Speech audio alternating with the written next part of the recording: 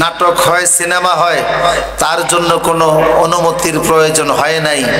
তাফসির মাহফিলের জন্য অনুমতি লাগবে, কারণ সরকার ছিল হিন্দুস্তানের গোলাম। হিন্দুস্তান যেভাবে বলতো সরকার সেভাবে চলতো। হিন্দুস্তানের কথায় এদেশের মুসলমান চলতে পারে না, কারণ আমরা গৌর গোবিন্দের বংশধর না, সূর্য সেনের বংশধর না, লক্ষণ সেনের বংশধর নয়, আমরা শাহজালালের বংশধর, শাহ ফরানের উত্তরসূরি, শাহ মাকদুমের উত্তরসূরি, খান জাহান আলীর উত্তরসূরি, মুফতি শফির উত্তরসূরি। কথা বলেন ঠিক কিনা?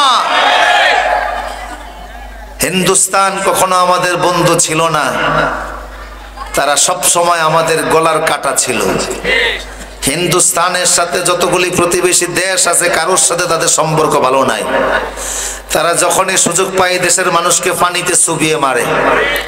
কখনো তারা ফারাক্কার বাঁধ খুলে দেয়, কখনো বা তারা টিফাইমুখ বাঁধ খুলে দেয়। গত কয়েক মাস আগেও তারা তাদের সীমান্ত এলাকার নদীর বাঁধ খুলে দিল। নোয়াখালী, ফেনী, লক্ষ্মীপুরের অসংখ্য মানুষ পানিতে চুবে মারা গেল। সুতরাং হিন্দুস্তানের সাথে সম্পর্ক রেখে আমরা চলতে চাই না। তারা আমাদের না হলেও চলবে, এটা মুসলমানের দেশ। কোরআন সুন্নাহ ভিত্তিক বাংলাদেশ গড়ে তোলা হবে ইনশাআল্লাহ। যাদের সাথে যাদের মহাব্বত, ভালোবাসা, তাদের কাছেই তিনি চলে গেছেন। ঠিক কিনা বলেন? প্রিয়সুধী, আল্লাহর এই গজব এসেছে আলেমদের অভিশাপের কারণে, বদদুয়ার কারণে। হেফাজতের আলেমদেরকে রাতের আধারে হত্যা করা হয়েছিল। কথা বলেন ঠিক কিনা? এই দেশের আলেমদের কি অপরাধ? যখন জাতীয়ভাবে কোন ইসলাম বিরোধী এজেন্ডা বাস্তবায়ন করার চক্রান্ত হয়, আলেমরা সেটার বিরোধিতা করে। এদেশে ইসলাম বিরোধী একটা এজেন্ডা আনা হলো হিউম্যান মিল্ক ব্যাংক। এটা আপনারা দেখেছেন, শুনেছেন। হিউম্যান মিল্ক ব্যাংক মানে হচ্ছে, তাদের যুক্তি ছিল এটা ইউরোপের বিভিন্ন দেশে আছে, বাংলাদেশের জন্য দরকার। যেহেতু এই দেশে রোড গার্ডের অ্যাক্সিডেন্ট বেশি হয়, অনেক সময় দেখা যায় মায়েরা সন্তান প্রসব করতে গিয়ে মারা যায়, সিজার করতে গিয়ে মা মারা যায়, রোড অ্যাক্সিডেন্টে মা মারা যায়। তাদের রেখে যাওয়া অবুঝ শিশু বাচ্চাদের দুধ পান করার জন্য কোত্থেকে তারা দুধ পাবে? কাজে আমরা মিল্ক ব্যাংকে যেমন টাকা রাখা যায়, এরকম ফ্রিজার্ভ করা কিছু ব্যাংকের ভিতরে আমরা দুধ জমা রাখবো, যেন মাহারা বাচ্চারা ওখান থেকে দুধ নিয়ে পান করে বড় হতে পারে। যুক্তিটা বড় চমৎকার, কিন্তু এই যুক্তির ভিতরে কুফরি আছে, আল্লাহর বিধানের লঙ্ঘন আছে, শরীয়ত বিরোধী কথা আছে। আল্লাহর আইনে নিজের বোনকে বিবাহ করা যেমন হারাম, নিজের মাকে বিবাহ করা যেমন হারাম, নিজের ফুফুকে বিয়ে করা যেমন হারাম, নিজের দাদিকে বিবাহ করা যেমন হারাম, নিজের নানিকে বিবাহ করা যেমন হারাম। যেই মায়ের দুধ পান করা হয়েছে, দুধ সম্পর্কের কারণে ওই মাকে বিবাহ করা, ওই মায়ের মেয়েকে বিবাহ করা, তার এরকম মাকে, আত্মীয়কে, নানিকে, দাদিকে বিবাহ করা শরীয়তে হারাম। সুতরাং ব্যাংক থেকে যদি দুধ এনে এই বাচ্চা পান করে, কোন মহিলার দুধ পান করেছে আর কার সাথে রেজাত সাব্যস্ত হয়ে হারাম হয়ে গেছে, সে তো এটা জানবে না। কৌশলে এদেশের মুসলমানদেরকে বেঈমান বানানোর একটা চক্রান্ত হয়েছিল।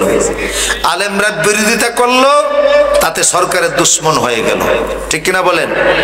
এরপরে এজেন্ডা আনা হলো, বই পাঠ্য পুস্তকের ভিতরে নাস্তিকবাদ ঢুকানো হলো, বই পুস্তকের ভিতরে আনা হলো ডারউইনের মতবাদ।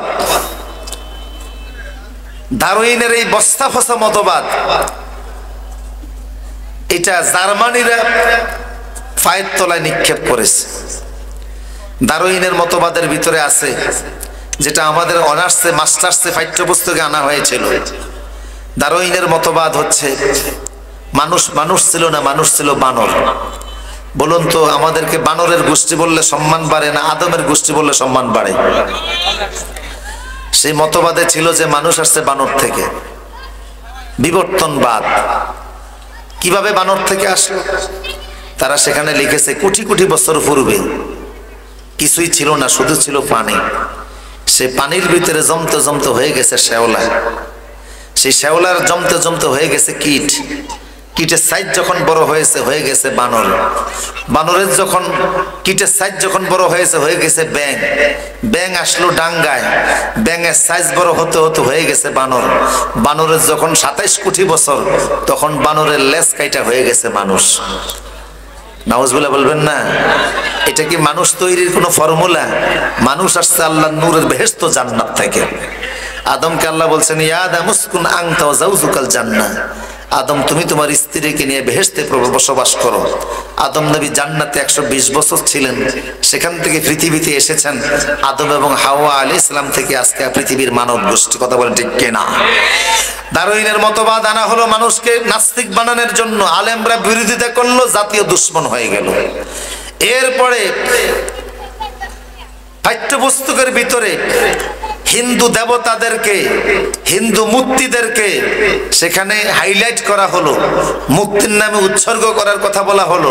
আল্লাহর পাশাপাশি মূর্তি দেবতাকে সমান সম্মান দিয়ে বই পুস্তকে লেখা হলো। কথা বলেন ঠিক কিনা? এই জন্য ইসকনের এখন মাথা খারাপ।